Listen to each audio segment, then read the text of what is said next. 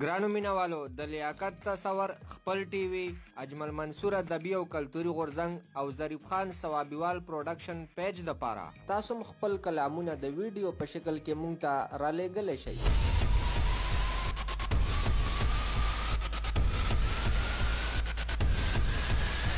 دا اوسنی کلام مونږ ته د ثوابی زلمی شاعر صداقت اثر صاحب د سودان نه را لېږلی دی.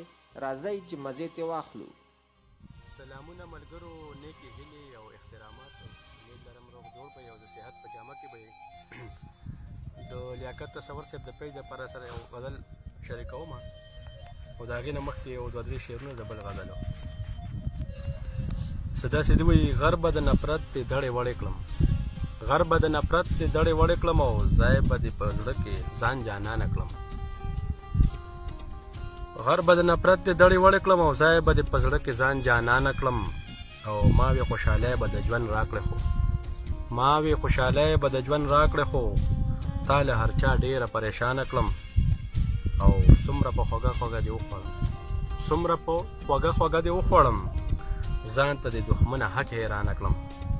غزل در سره شریکوم. څه داسې دی وایي: جنګ را سره وکړې مرور شي، جنګ را سره وکړې مرور شي او بیا خپله رضا په یو خبره شي.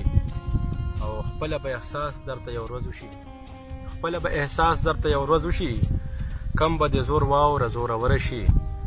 او موږ له دعاګانې لا خرابېږم، موږ له دعاګانې لا خرابېږم او ستا خیرې دې ما پسې دلبره شي. او بیا به د هوښیار زړه مې دوکه نه خوري، بیا به د هوښیار زړه مې دوکه نه خوري، تېره که دا ځل راته د سره شي. او ویشم به په هغه ورځ څه خامخا، ویشم به په هغه ورځ څه خامخا او شپه چې په ارام مې تر سهره شي.